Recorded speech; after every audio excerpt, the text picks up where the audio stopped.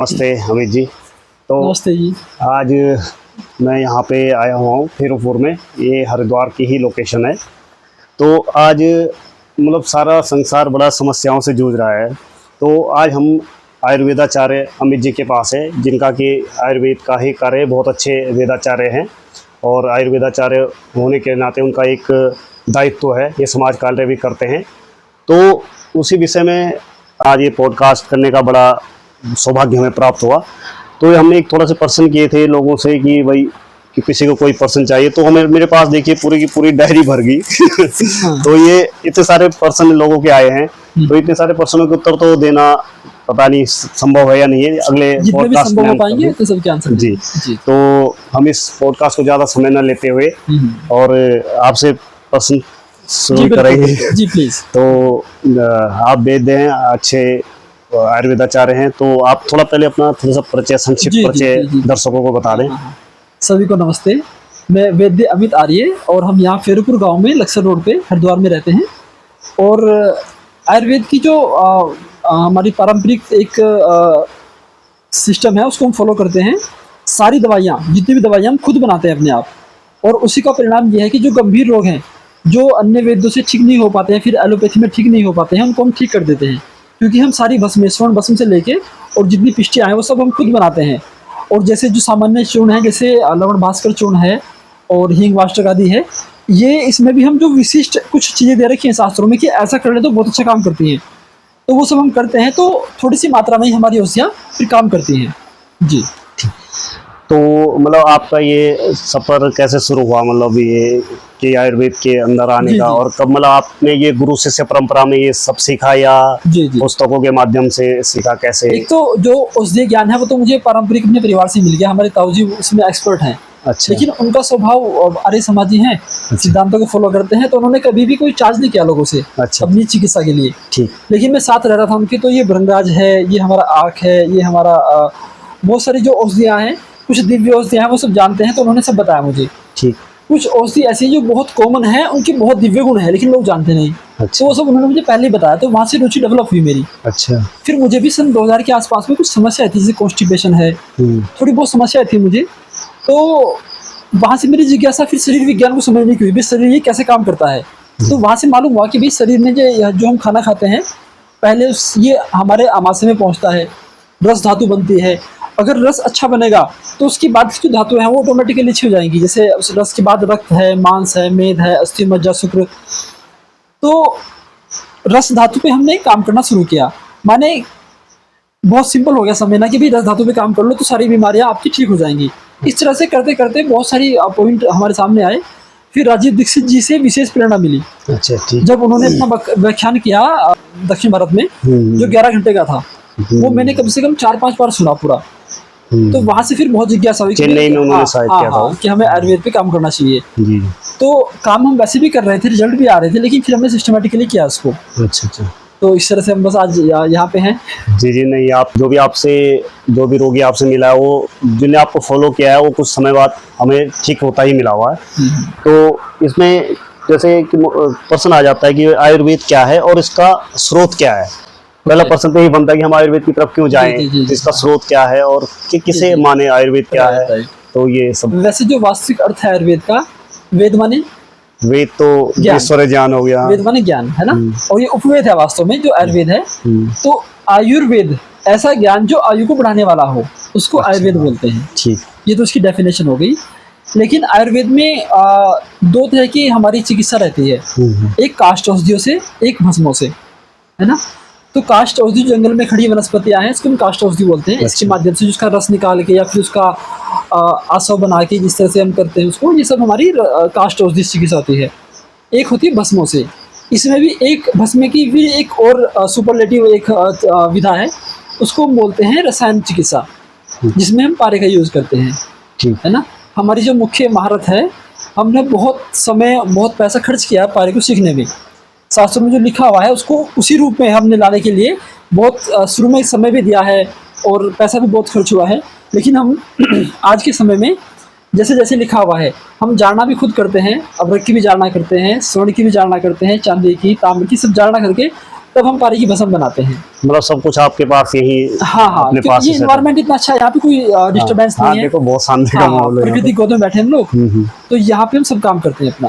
पे। आयुर्वेद, होम्योपैथिक और एलोपैथिक में क्या मोटा मोटा क्या अंतर है, मतलब किसको किस चीज में जाना चाहिए, हाँ, किसको थोड़ा ऐसा रहता है ना, क्योंकि कंफ्यूजन हो जाता है कि हाँ, भाई हाँ, आयुर्वेद में कराऊं, जी, होम्योपैथिक में कराऊं, हाँ हाँ फिर घूम फिर के फिर लोग कंफ्यूज रहते हैं, तो जी उस जी। बारे में हमें देखिए, क्या। आयुर्वेद, होम्योपैथ और एलोपैथ, इन तीनों में होम्योपैथी का जो बेस है वो है अल्कोहल।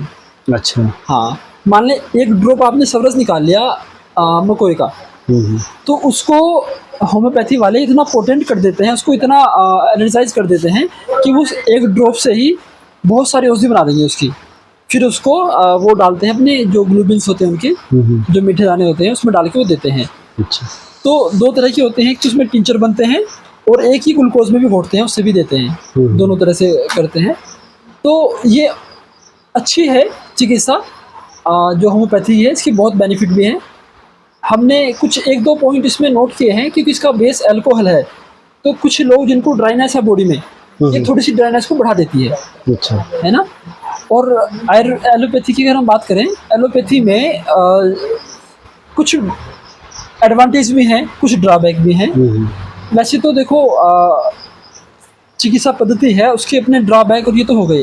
हमने कुछ चीज़ें नोट की है कि एलोपैथी में जैसे हॉस्पिटल है कोई भी, वहाँ सभी डॉक्टर्स की ना मतलब टारगेट फिक्स हैं कि इस बात से मतलब नहीं है कि रोगी ठीक होगा नहीं होगा, कितने पैसे लेने हैं, वो वहाँ फोकस है। वो तो आज बिजनेस हब बन गया है एक तरह का। तो ओवरडोज से बहुत लोग मरते हैं, हमने जो देखा है ना। तो ओवरडोज क्यों देते हैं वो उनको पता है, डॉक्टर्स को भाई क्यों ओवरडोज देते हैं, क्यों ऑपरेशन करते हैं। डाटा हमारे सामने आ चुका है, लगभग 70%, एग्जैक्टली 70% तो नहीं है, लेकिन हाँ 60 to 70% जो ऑपरेशन हो रहे हैं वो अननेसेसरी हो रहे हैं, आवश्यकता नहीं है। मेरे पास एक पेशेंट आए, उनको अपेंडिसाइटिस था, छोटा बच्चा 12 साल का। तो डॉक्टर ने कहा कि भाई इनका ऑपरेशन हुआ, कोई ऑप्शन नहीं है। वो मेरे पास आए, तो मैंने उनसे पूछा, छोटू से, इसका नाम अच्छा नाम था बच्चे का, आदित्य ऐसे कुछ नाम था। मैंने कहा भाई पेट साफ कब हुआ था आपका? तो उसने बताया जी 4-5 दिन पहले साफ़ हुआ था पेट। तो उसके पिताजी साथ में ही थे, वो सुन के आश्चर्य में रहे कि अच्छा ऐसा है कुछ। तो मैंने कहा जी आपने भी कुछ बात नहीं की? कह रहे हमने बात ध्यान नहीं दिया से पेट साफ होने पे। तो मैंने उनको बताया सिद्धांत क्या है कि जब आपका मल आपकी आंतों में रुकता है, एक तो वो स्पेस कंज्यूम करता रहता है, कई बार मल चला जाता है हमारी अपेंडिसाइटिस में, तो वहाँ इन्फेक्शन हो जाता है। तो उस तरह से ये है, जब बच्चे का पेट साफ होगा तो ये अपने आप ठीक हो जाएगा। उस बच्चे को बुखार भी था, तो हमने उसको बस्ती चिकित्सा करी, जो रेचक बस्ती है बहुत थोड़ी सी मात्रा में, उससे उसका पेट साफ हुआ, बच्चा ठीक हो गया। जितने भी हमारे जो जानने वाले एक्सपर्ट वैद्य हैं जो ठीक जानवर काम कर रहे हैं, वो सब बिना ऑपरेशन के ही अपेंडिसाइटिस ठीक कर देते हैं। अच्छा। लेकिन एलोपैथी में वो सब बोलते हैं ये ऑपरेशन करना ही पड़ेगा। तो अपेंडिक्स का ऑपरेशन होने से हमारी बॉडी में 5 वायु हैं, प्राण, अपान, समान, व्यान, उदान। तो इन पांचों की जो राजा है वो है अपान वायु, वो रहती है बड़ी आंत में। उसको जो बैलेंसिंग, उसकी जो ट्यूनिंग बैठती है, जो उसको बैलेंस करती है, वो हमारा अपेंडिसाइटिस है। ये हमारा ऐसी ग्रंथि है जिससे हार्मोन्स में निकलते हैं और ये वायु को बैलेंस करती है। अगर अपान वायु ठीक नहीं है बॉडी में आपकी, तो तरह तरह के रोग आएंगे। जिसकी अपेंडिक्स निकल गई वो व्यक्ति फिर स्वस्थ कभी नहीं रह सकता। और एलोपैथी वाले क्या बोलते हैं, छोटा सा अंग है वो निकल गया तो क्या फर्क पड़ रहा है, हाँ इसको निकाल देते हैं, इसकी जरूरत नहीं है, वैसा बोलते हैं। लेकिन कुछ चीज़ें उनकी अच्छी हैं, है ना। हमारे गुरुजी हैं जो नाड़ी देख के सारी चीज़ें बता देते हैं। हम भी बहुत सारी चीज़ें डायग्नोज कर लेते हैं नाड़ी से। हाँ जी, हाँ जी। और कुछ पूछ के हम चेक कर लेते हैं, कुछ हम फेस देख के बता देते हैं भाई क्या समस्या है आपको। जी, बिल्कुल। अनुभव भी अपना उसमें ऐड होता है। तो उनका एक तो चीज़ है, वो डायग्नोस, वो बहुत सारे पैरामीटर निकाल देते हैं भाई, हाँ ये समस्या आपको है। आज के आधुनिक थोड़ा सा आसान हो जाता है और चिकित्सा करना। जैसे किसी को पेनक्रियाज में इन्फेक्शन है, तो हमारे पास क्या पैरामीटर चेक करने का, नाड़ी, एक तो हम नाड़ी से देखते हैं भाई पेनक्रियाज में है या फिर कहाँ पे है। दूसरा, पेनक्रियाज में जब इन्फेक्शन होगा तो बहुत तेज दर्द होगा, असहनीय दर्द होगा, एलोपैथी भी काम नहीं करती। तो हमने बहुत उस पर शोध किया है, बहुत काम किया है। हमने वो औषधि भी खोज दी है जिससे आपकी लगभग 10-12 घंटे में पेनक्रियाज का दर्द ठीक हो जाएगा। तो कुल मिला के छोटा छोटा अगर मैं डिफरेंस बताऊँ आपको, होम्योपैथी आयुर्वेद से निकला हुआ एक पार्ट है। अच्छा, हाँ, ठीक है। बस उसमें क्या है कि वो बहुत सूक्ष्म मात्रा में, वो माइक्रो लेवल पे काम करते हैं। जो बहुत गंभीर समस्याएं हैं, जीर्ण रोग हैं, उसमें होम्योपैथी का रोल अच्छा है, हमने जो नोट किया है। ड्रॉबैक क्या है कि थोड़ा ड्राइनेस करती है ये।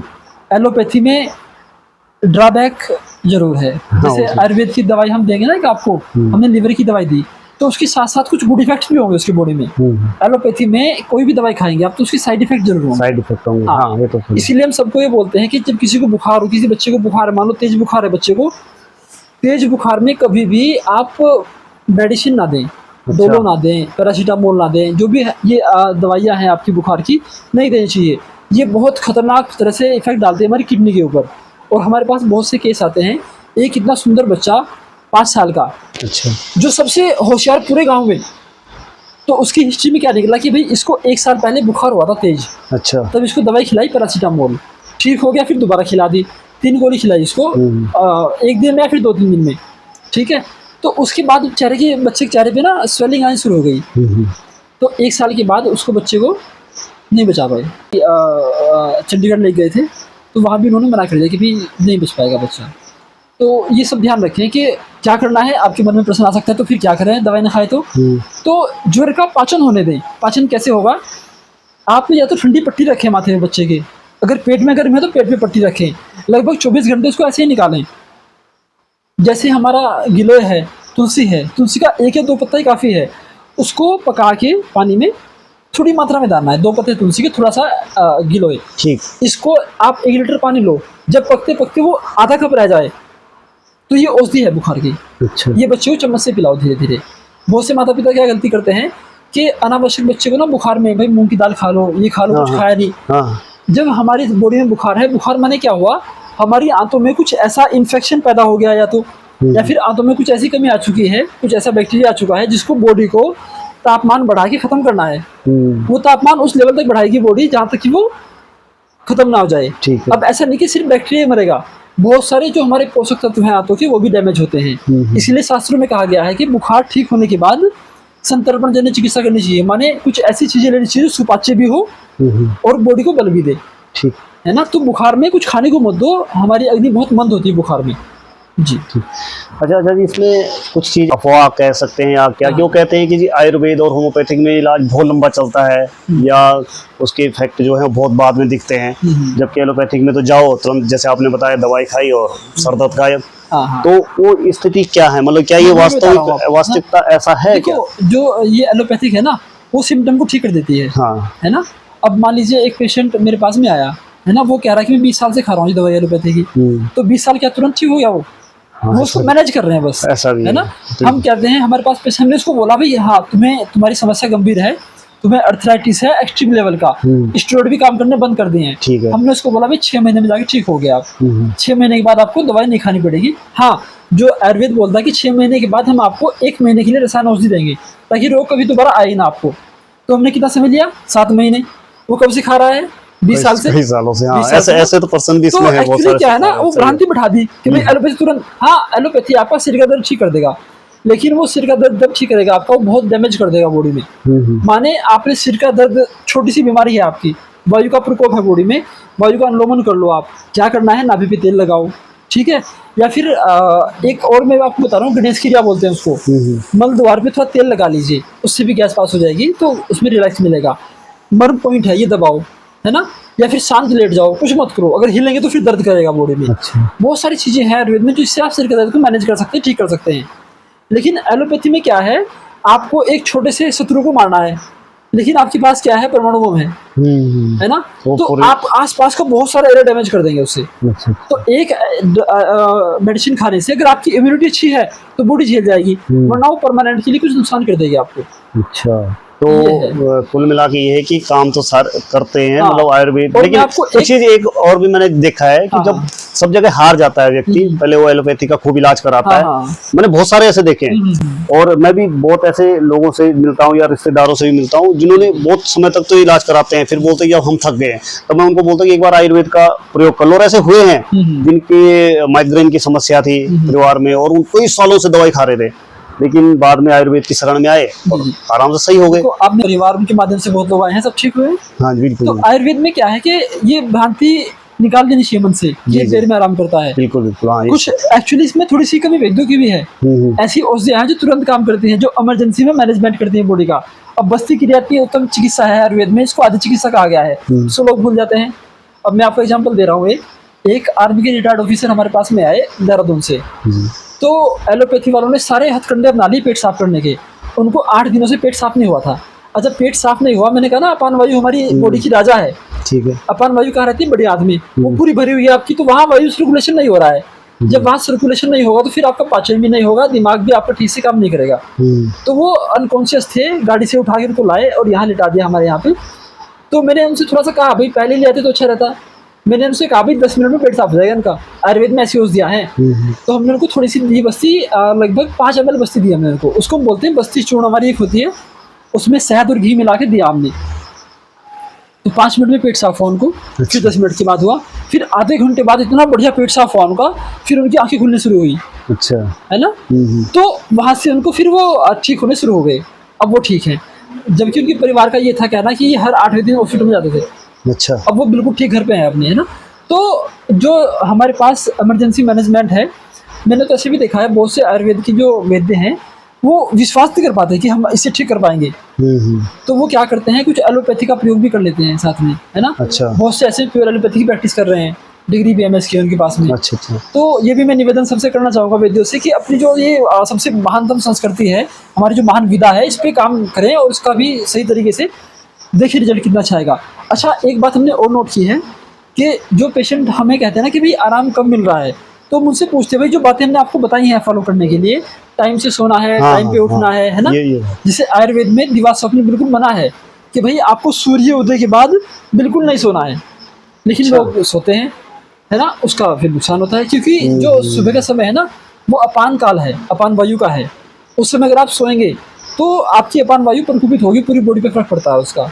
तो जो लोग नियम फॉलो नहीं करते वहाँ हमें डाउट होता है भी कुछ गड़बड़ कर रहे हैं, वरना हमें अपनी औषधि पे पूरा विश्वास है कि भी रिजल्ट आते हैं। आयुर्वेद का मतलब ये होगी आपको दिनचर्या के साथ साथ और औषधियों का प्रयोग करके। और एक्चुअली देखो जैसे हमारे आचरण संहिता है ना, 2 पार्ट हैं, है ना। अष्टांग हृदय में 2 पार्ट हैं ना। तो पहले है सूत्र स्थान के स्वास्थ्य रक्षणम, कैसे स्वास्थ्य रक्षा करनी है ना। वो तो बात की पार्ट है चिकित्सा करना। पहले नियम बताए गए, दिनचर्या प्रकरण है, ऋतुचर्या प्रकरण है ना। वो सब बातें बताई गई हैं, अगर ये फॉलो करोगे, विरुद्ध आहार का सेवन नहीं करना आपको, है ना। सारी बातें बताई गई हैं ताकि आप स्वस्थ रहें। ठीक है। अच्छा, इसमें एक जो बीमारियों का जैसे वर्गीकरण होता है, आयुर्वेद के अनुसार कैसे वर्गीकरण करते हैं? मतलब कि जैसे सुना है कि बात पित्त कफ इस तरह की जो चीजें होती है, वर्गीकरण कैसा है इनका, कैसे हम इनका बीमारियों का पता लगाते हैं? हाँ, वैसे तो बहुत आसान है आयुर्वेद को ना, अगर समझे आप ध्यान से, और बहुत आसान है चिकित्सा करना। 3 तो हमारे दोष हैं बॉडी में, वात पित्त कफ, है ना। 7 धातुएं हैं, रस रक्त मांस मेद अस्थि मज्जा शुक्र, है ना। और हमारी 13 अग्नियां हैं। एक तो हमारी जठराग्नि है ना। 7 अग्नि हमारी धातु की है, जो मैंने आपको बताया, रस रक्त मांस मेद, है ना। और 5 अग्नि हमारे पंचप्राण की है। पंचप्राण की, हाँ, ठीक है। तो हमें बेसिकली हमें दोष की चिकित्सा करनी है। हमें ये डायग्नोज करना कि दोष कौन सा भी हुआ है वात पित्त कफ में से, है ना। दोष मतलब जो आपने ये सारी चीजें बताई, इनमें से कोई चीज कमी या अधिकता शरीर में है, इसमें आ जाता है। लेकिन जो कुछ बहुत पर्टिकुलर केस होते हैं, जैसे आपको किसी को वात रक्त है ना, किसी को मतलब रक्तपित्त है, तो उसमें कुछ पर्टिकुलर औषधि काम करती हैं।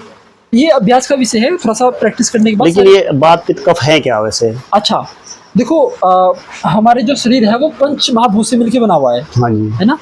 पृथ्वी अग्नि जल वायु आकाश, है ना। अगर हम पृथ्वी और जल तत्व को मिला दें तो ये कफ का पार्ट है। अच्छा, पृथ्वी और जल तत्व तो अगर मिल जाते हैं, ये कफ हो गया हमारा बॉडी में। अच्छा, है ना। अग्नि और जल मिला दो तो ये हमारा पित्त हो गया। अग्नि और जल मिलाते, हाँ, मतलब इसका मतलब कि अग्नि और जल अगर मिलाते तो अग्नि बुझ गई, ऐसा समझिए उसे, या दोनों में?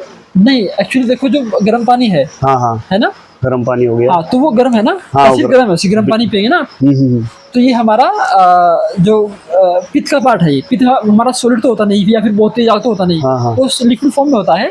उसमें जल तत्व भी है और अग्नि भी है, उष्मा भी है उसमें। अच्छा, मतलब तो ये एक तरह से गर्म पानी हो गया शरीर में, ऐसे ही मतलब हमारे शरीर के अंदर की प्रकृति हो गई। हमारा वात में आकाश तत्व है और वायु तत्व है। अच्छा, है ना। तो इन दोनों से आकाश बनता है हमारा। ठीक है। तो इन 5 तत्वों से मिलकर पूरा शरीर बना है। इन 5 तत्वों से ही वात पित्त कफ बने हैं। ठीक है। हाँ, तो जैसे किसी को ना एसिडिटी है ना, तो एसिडिटी 2 तरह की होती है। एक तो जलन हो रही है पेट के अंदर ना, एक एसिडिटी क्या होती है, इसमें उल्टी सी होती है, उल्टी से हाँ। तो जब उल्टी हो रही है तो माने द्रवगुण बढ़ चुका है आपके एसिड का। अच्छा, है ना। जब आपको उल्टी नहीं हो रही, गर्मी लग रही है, तो उसमें मतलब कंसंट्रेट हो चुका है वो, है ना। तो ऐसे ही जो हमारा पित्त है उसके 5 गुण होते हैं, है ना। उसमें दृढ़ता, सांद्रता, इस तरह से 5 गुण होते हैं। ऐसे ही हमारा कफ है ना, उसके 5 गुण होते हैं। ऐसे वायु होता है, हमारी इनकी प्रॉपर्टीज होती हैं। तो उसमें हम डायग्नोज करते हैं भाई इस दोष का कौन सा गुण बढ़ा हुआ है, अच्छा। उसके हिसाब से हम चिकित्सा करते हैं। तो वैद्य जी, जैसे आपने ये वात पित्त कफ और ये सारी प्रकृति के बारे में बताया, अब इसमें जैसे वात पित्त कफ की पहचान कैसे करें? अच्छा, जैसे ना सब मनुष्यों की अलग प्रकृति होती है ना। ठीक है। या तो वात की होगी, या पित्त की होगी, या कफ की होगी, या फिर वात पित्तज होगी, है ना, वात कफज होगी, है ना, या फिर वातज पित्तज होगी, है ना। तो ये हमारी प्रकृति सबकी अलग होती है। और मैं छोटी सी लाइन जोड़ दूँ उसमें, जो विषय हमारा वैसे है नहीं, ये अध्यात्म का विषय है। ठीक है। जो हम कर्म कर रहे हैं, जी जी, उसके बिहाफ पे ही हमें जो नया जन्म मिलता है, तो उसके हिसाब से ही प्रकृति मिलती है हमें। अच्छा। हाँ, तो प्रकृति हमारे कर्मों का फल है। तो कर्मों का फल है। हाँ, हाँ, ठीक। जो व्यक्ति ना भारी भरकम, जिनकी भुजाएं मोटी मोटी होती हैं, सीना हाँ, भारी चौड़ा होता है, बढ़िया, हाँ। पाचन क्रिया बहुत अच्छी होती है ना, कुछ भी खाओ सब पचेगा, नींद खूब आती है और बढ़िया रहते हैं, मस्त, वो कफ प्रकृति के हैं। कफ। हाँ। अच्छा। तो कफ के अपने एडवांटेज भी हैं, डिसएडवांटेज भी हैं, है ना। जो व्यक्ति जिनका पाचन बहुत अच्छा है, पेट साफ बहुत अच्छा होता है ना, बॉडी भी उनकी एवरेज है, ना तो पतली है ना मोटी है ना, और चेहरे पे ग्लो रहता है, चेहरे पे तेज रहता है ना। पित्त माने अग्नि, तो इनकी अग्नि प्रधानता होती है। और ये मनुष्य जो इस तरह के होते हैं पित्त प्रकृति वाले, ये मस्तिष्क का बहुत यूज करते हैं। अच्छा। है ना, तो ये पित्त प्रकृति वाले हो गए। अच्छा। वात प्रकृति वाले वो होते हैं जिनका शरीर, वो कुछ भी खा लें, फैट नहीं बढ़ेगा बॉडी पे, अच्छा, पतले ही रहेंगे। हाँ, बहुत होते हैं कि हम बहुत से लोग ऐसे ही, हमने बहुत एफर्ट कर लिए हैं, हाँ। वो प्योर वात प्रकृति का है। अच्छा। वो सब काम तेजी से करते हैं। अच्छा। है ना, और मन स्थिर नहीं रह पाता। अच्छा। है ना, क्योंकि वायु का काम है चलायमान होना, है ना, वायु गतिशील होती है।